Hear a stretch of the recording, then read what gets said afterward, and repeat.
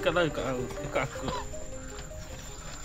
Selamat pagi guys. Hari tu pukul 9.36 pagi. Patutnya 3 orang, tapi hari tu berdua orang depan. Sebabkan seorang gig ada masalah sikit lah di kamen 2 je lah. Ngai lagi tu ngai ludang air deras, air bulan penuh. Di setakat tu masih satu sama lah. Dan keadaan cuaca macam nak hujan. Bukan macam nak hujan, mana hujan lah. Jadi 10 minit ucap dari lokasi. Apa kelak update.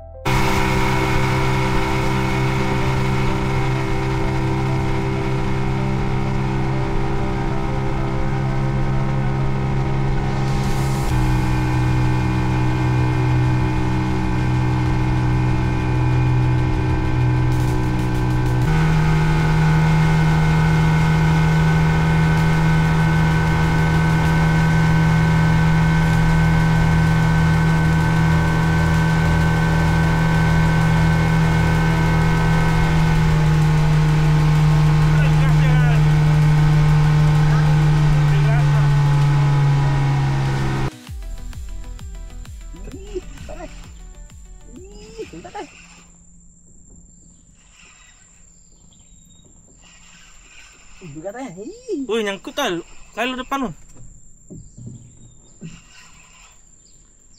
Ni kan ikan ke? Ikan dunduk.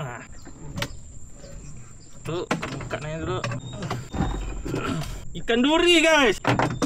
Janganlah. Tu, hao bini hao tinggal ngan orang.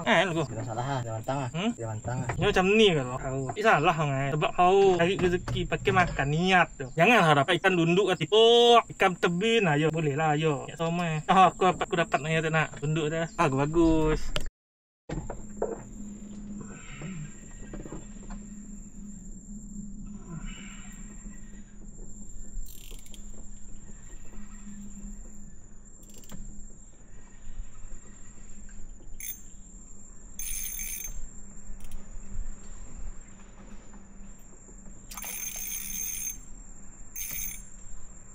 Alhamdulillah. Ih, kamah Kamah bukan sembarang kamah. Lepas tak deh. Nang kali tapi siapa tak nak claim tu. Guys, strike guys. Udang sepit kuning. Sikit dah sangkut kan. Tu rezeki kan. Mak kan. Pun nak lu berjaga tu kan. Bagus eh. Oh, nak mau minta bukit ah. Tak tahu si berapa ke sikit 10 lah. Bawah dekat. Up. 70. 70. Up. 80. Up. 60. Up lagi. 95. Cik mak saya 95 ringgit. natang air. Kenapa bakal kualiti lah. Ya. Bah bayangkan kekal murah pakai hau ya. Ni ada bunyi macam tu. Saya nak makan dua.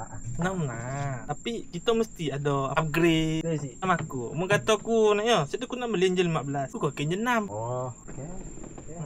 Sebab apa upgrade? Nama upgrade.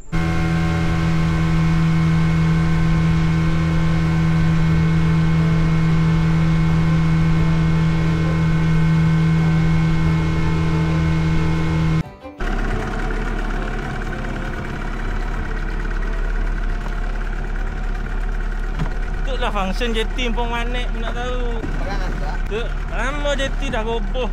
Ya, capah. Ha? Capah. Dah, aku nak nginang ke siapa?